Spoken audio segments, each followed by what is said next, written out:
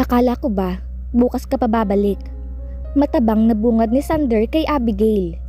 Hindi pinansin ng dalaga ang sarcastic comment niya. Nilagpasan lang siya nito at dumiretso sa unit. Saka umupo sa sofa. Willing ka bang ituloy ang engagement? If you are, I am. Straight to the point agad nito. Natigilan si Sander. Anong nangyari? Bakit nag-iba yata ang ihip ng hangin? Kanina lang, halos mag-wage kang World War III para i-cancel ang engagement natin. Sagutin mo ang tanong ko. Hindi siya makasagot. It tears you up, doesn't it? His eyes snapped back at her nang marinig iyon. Tears me up? Kinakabahang tanong ng binata. She couldn't have possibly known the truth. Could she? That his... Damn! Mabilis niyang pinutol ang kanyang train of thought. Yung desire mo to make your dad happy at ang repulsion mo na magpakasal sa akin. It tears you up, doesn't it? Nakahinga siya ng maluwag. Yeah. Tumango siya. Bakit nga ba hindi niya naisip iyon? Plausible nga ang dahilang yun. So Sander, let's get to the point. Tumuwid ito ng upo. Ang tinatanong ko, are you willing to go through with this? Are you willing to spend the rest of your life with me para sa ikakapayapa ng mga magulang natin? If you are, then so am I. She said it so casually and so bluntly it almost made him wince. Alam talaga ng babaeng ito kung paano siya sasaktan ng husto. Tinitigan niya si Abby. Spend the rest of his life with her? It sounded so good to him. Halos nai-imagine na niyang tumanda kasama ang taong ito. Pwede ba talaga iyon? He began to look wary at napansin iyon ng dalaga. Kung ayaw mo, okay lang din naman. Ayaw kitang i-pressure. Pag-isipan mo muna. Akmang tatayo na ito at nataranta siya. All his doubts and dilemmas flew instantly out of the window sa takot na lumampas na lang ang pagkakataong iyon. It was now or never. Take it or leave it. Wala siyang luxury para i-analyze ang options at emotions niya. I'm willing. Mabilis niyang sagot bago pa tuluyang makatayo ang dalaga.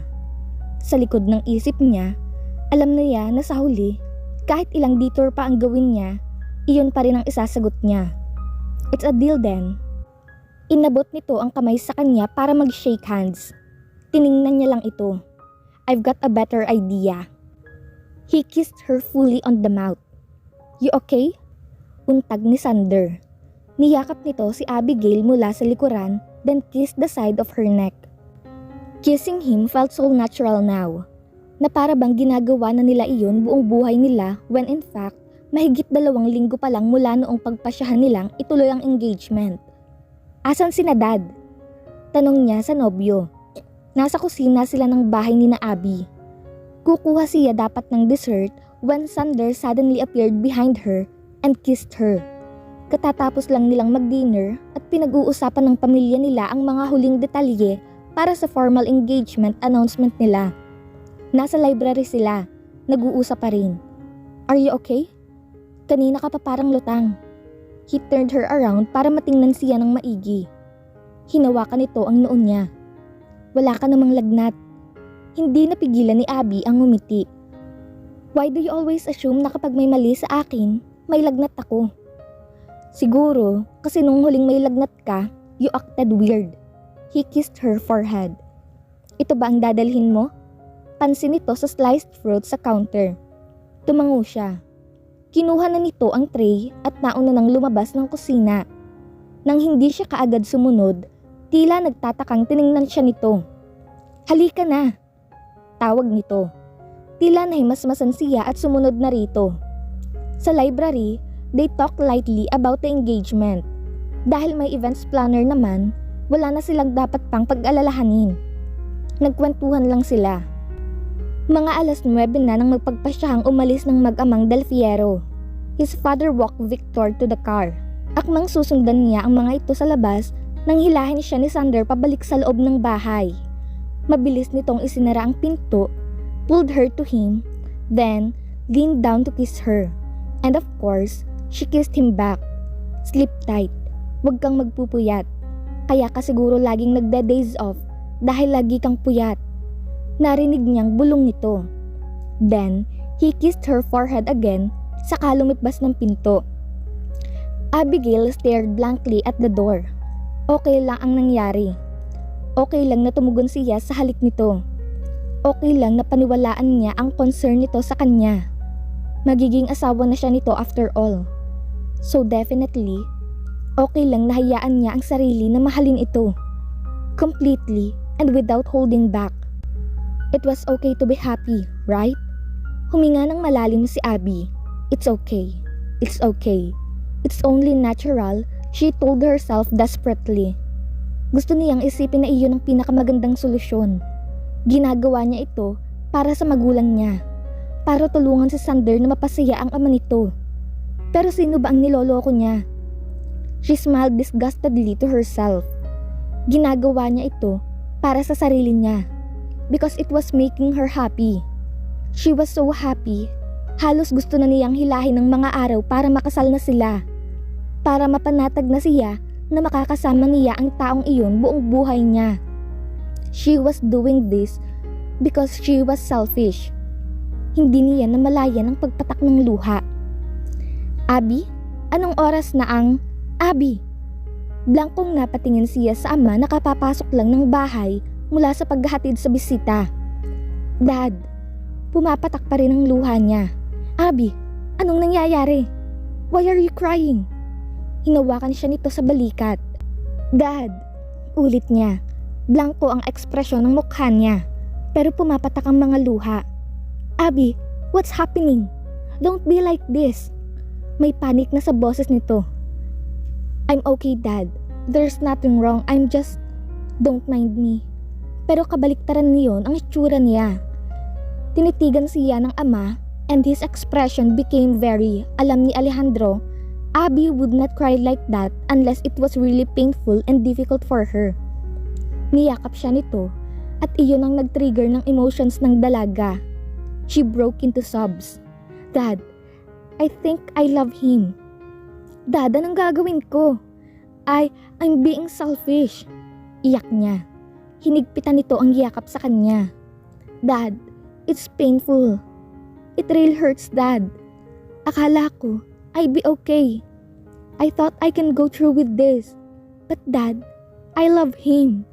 I don't think I can go on not like this. Not this way. Abby, I'm sorry. I'm really sorry. This is all my fault. Hinalikan nito ang buhok niya. I'm sorry, Abby. I never want to hurt you like this. We will make this okay. I'll make this okay. I'm sorry, Abby. I'm sorry. She kept crying and clinging to her Superman. Busy ka ba? Pwede ba tayong mag-usap? Pinuksan ni Sander ng maluwang ang pinto ng pad para patuloyin si Abigail. Siyempre naman. Naglakad siya papunta sa living room. He motioned her to sit down. Want anything? No, I'm okay. Hindi rin naman ako magtatagal. Napakunot noo siya sa kaseryosohan ng dalaga. Umupo siya sa tabi nito sa sofa. May problema ba sa engagement preparations? Did the planner contact you? Nakita niyang nag-stiffen ang likod nito. Kinabahan siya bigla. Hindi tuloy ang engagement, Sander. He froze. Ilang sandali ang lumipas bago siya nakabawi. What do you mean? Hindi na tuloy? He asked cautiously. Huminga ito ng malalim, tumingala at kumurap bago tumingin ng diretso sa mga mata niya. Kinakausap na ngayon ni Daddy si Uncle Gilbert. Don't worry, my side will take all the blame. I know your father will definitely be crushed. I really can't ask for forgiveness for that. Ayokong mag-sorry dahil pakiramdam ko I don't deserve. Bakit? He knew his expression was hard. Ramdam niya ang pag-iinit ng mukha. Iniwas nito ang tingin. Because it's not right. Hindi tama ang dahilan natin para magpakasal. Humigit ng hangin sa Sander. Somehow, nakahinga siya ng maluwag. At least, hindi dahil may mahal itong iba or something along those lines, maaari pang lusutan ng sitwasyong iyon. Look, Abby. Lumuhod siya sa harap nito para maging magka-level ang mga mukha nila. Napag-usapan na natin to, diba? We agree that this is the best solution. Isa pa, halos tapos na ang preparations. We can do this. We get along with each other well. It wouldn't be so bad. Ngumiti ito ng mapait pagkatapos ay umiling. Doon na siya nagsimulang magpanik. I don't think it would work. Ang sabi ko, ayaw kong mag-sorry but then don't. Hinawakan niya ang mga kamay nito. Huwag kang mag-sorry. Ituloy natin ang engagement gaya ng plano. We're gonna be okay. Abby, we won't. Giit nito. Her eyes started to redden. This is not the best for the two of us. We won't be happy like this. Mas hinigpitan niya ang hawak sa mga palad nito. We will be happy. Come on, Abby. Sander, please. Don't make this hard. Akala mo ba pwede kang mag-back out na lang ng ganito basta? Tila nagulat ito sa galit sa boses niya. May invitations na. Nasabihan na ang media. We're as good as formally engaged. Ngayon ka pa mag-back out? You can't do that. Alam mo ba kung gaano kaseryoso to para sa pamilya at reputasyon natin? Talagang nagpapanik na siya. Gagamitin na niya ang lahat ng alam niya. Kahit intimidation pa para lang hindi ito mag-back out. I know that. Kaya nga sinabi ko na ang pamilya ko ang aako ng lahat ng responsibilidad. Don't worry. We're even willing to pay moral damages kung sakaling maisipan niyong magsampa ng kaso. Walang trace ng sarcasm ang boses ni Abby. Genuine sincerity lang. That made everything worse. Even so, hindi yun sapat. What's happening? Why this all of a sudden? Okay naman tayo, di ba? We get along so damn well. We're very comfortable with each other. Even so, hindi yun sapat. Gaya nito sa sinabi niya, it won't work out. Tumayo ito mula sa sofa at naglakad palapit sa pinto. Nanatili siyang parang tuod sa kinaroroonan. Tulala habang nakaluhod sa harap ng sofa kung saan nakaupo kanina ang babae. He was going to lose her. Tumayo siya agad at mabilis na nahabol ang dalaga bago pa ito makalabas ng pad. You can't leave me like that. Asik niya pagkahagip sa braso nito. She was pinned between the door and his body before she knew it. Nanlalaki ang mga matang napatitig ito sa kanya. Ikinulong niya ang mukha nito sa mga palad, leaned down, and did the first thing that came to his mind. He kissed her. He would not let her push him away. Not from this kiss, not from her life. He had never been this so desperate in his life. Wala na siyang pakialam kung masaktan siya. He did not care if at the end of this, he would find himself in misery. He just wanted to keep Abby. Wanted to be with her. He just could not lose her. Kaya niyang tiisin kahit ano pa, huwag lang iyon. Don't leave me. I love you. He sounded pathetic, he knew. Pero wala na siyang pakialam. Kung kailangan pa niyang lumuhod, gagawin niya. Huwag lang siya nitong iwan. He rested his forehead against her at mariing ipinikit ang mga mata. I'm not kidding. Seryoso ako. I really love you. Naramdaman niya ang palad nito sa pisngi. Then she said in a soft yet sad voice, she said, "You don't have to go that far." Napamulat siya at nasa lubong ang paningin ng dalaga. I know you want to make your father happy. That's not it. He snarled through gritted teeth. Siguro sa palagay mo, mahal mo ko. You convinced yourself that you do. Pero subconsciously, Sander, it's all really because you wanted to. Damn it. Don't treat me like one of your wretched clients and don't you dare use Psych 101 on me. Sikmat niya. Hinawakan niya ang mga balikat nito. I know what I'm feeling. Hindi ito out of responsibility o dahil gusto kong pasayahin ng tatay ko. I'm doing this for myself. Huminga si Sander ng malalim para pakalmahin ang sarili. Abby seems shocked by his anger. Kaya pilit siyang nagpapakahinahon bago nagpatuloy. Gusto kong i-deny nung una. Gusto kong isipin na out of responsibility nga ito. Out of love kay Dad. I didn't want to fall in love. It's not in my plan. I saw how miserable my father was. I know it's because he loved my mother so much. I never wanted to hurt that much pero, aniya at huminga ng malalim. If it means losing you, if it means not being with you, Abby, then I'd rather endure all those pains. If loving you would bring me hell later, so be it. I'll burn happily. Niyakap niya ito. Even for just a little while, okay lang. I'll take all I can. Just please, stay with me. Let's stay together as we possibly can. Please, he said weakly. Just don't leave me. Nasabi na niya ang mga bagay na takot siyang aminin kahit sa sarili niya noon. Mga bagay na tinaga niya sa bato na mamatay muna siya bago sabihin. But he had said them all, bare them all. Now, he was vulnerable and weak. Walang defenses para protektahan ng sarili, yet he did not care. Naramdaman niyang kumilos si Abby. Her hand went up to hug him and it made his knees weak with relief. Hindi ito nagsalita. Hindi nag-confirm ng feelings nito para sa kanya. But it was fine for him. He was not asking her to love him back. Hayaan lang nitong makasama siya ay sapat na. He would not ask for anything more. Itinaas niya ang mukha at hinalikan ito sa noo. Pagkatapos ay niyakap ulit ito ng mahigpit. So here's the last question. What made you fall in love with your fiancé, Miss Andrade? Sa gilid ng mata niya, hindi nakalagpas kay Sander ang tila pag-stiffen ng ngiti ni Abigail. He casually draped his arms around her shoulders. Hey, how come siya lang may ganyang tanong? You should ask me that too. Pagda-divert niya ng tanong, tumawa ang interviewer nila. This month, sila ang napiling gawing cover ng isang sikat na society magazine para sa kanilang engagement announcement. Nasa living room sila ng pad ni Sander. Well, sure, but it seems like nasagot mo na yon dun sa mga naunang tanong. He did? Ganoon ba talaga ka-obvious ang feelings niya kay Abby? He felt his fiancé squeeze his hands. Tiningnan niya ito. He's really not hard to love. Narinig niyang saad ng dalaga. As I've said nung una, I didn't like him. We were so different. Contradictory ang lahat tungkol sa aming dalawa. Lahat ng ayaw ko, nasa kanya. But as I get to know him better, nakita ko na he's not really as bad as I initially thought.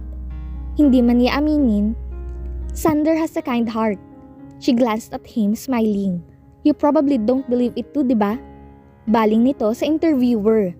Nagtawa na ng dalawa. Natawa na rin si Sander. He's selfish, yes. Pero naging totoo lang siya. He knows what he wants and tries his best to get it. Minsan nga lang, he could hurt some people on the way. Tumawa ulit ito. Still, I think I came to like that about him. I suppose, I came to like his guts. Ang totoo, the more I know about him, the more I like what I'm seeing and she paused for a bit then smiled. Well, he made me realize a lot of things about myself. Good and bad things. Actually, more on the bad things. For example, I always thought I was honest and fair and brave. But when I met Sander, when I started to have feelings for him, I found out just how frail, scared, and selfish I am. This may sound corny pero I've always thought I wanted to fall in love madly and deeply like in the movies. You know, get through all the hurdles and experience all the pains and heartache of love. Natatawang sabi nito. Yeah, I know what you mean. Tumawa na rin ang interviewer. But when I met Sander, I find myself trying so hard not to fall in love. We all know that he's a playboy and all, diba? Hey, angal niya sa statement nito. Nagtawanan lang ulit sila ng dalawang babae. I was afraid to get hurt. I knew loving someone like him would be painful, so I wanted to run away. But how much he loves his father and how could he do almost anything for him, it made me feel ashamed of my selfishness. Heto ang taong lagi kong sinasabihan na selfish at self-centered. Yet, this person is ready to give up his freedom and playboy lifestyle para sa tatay niya. At heto ako, someone who prided herself as kind and at some extent, selfless, yet desperately trying to protect myself so much simply because I'm afraid to be hurt. Simply because I'm selfish and I love myself too much. I decided na magiging kagaya niya ako. I wanted to go on with the engagement too, para sa dad ko. Pero 2 weeks lang ang tinagal. Hindi ko na kinaya. Again, I found out na mas mahal ko talaga ang sarili ko kaysa sa dad ko. Hindi ko talaga kaya na makasal sa kanya when I'm so in love with him and I know he doesn't feel the same way. Again, I ran away. Then he did something that made me feel rather ashamed of myself. He told me that he loves me. Sander froze at that, at ang interviewer naman napakanot-noo. That made you feel ashamed of yourself? Tanong nito. Ngumiti lang si Abby. Yeah, kasi he made me see an ugly side of me. Ipinakita niya sa akin just how coward I am.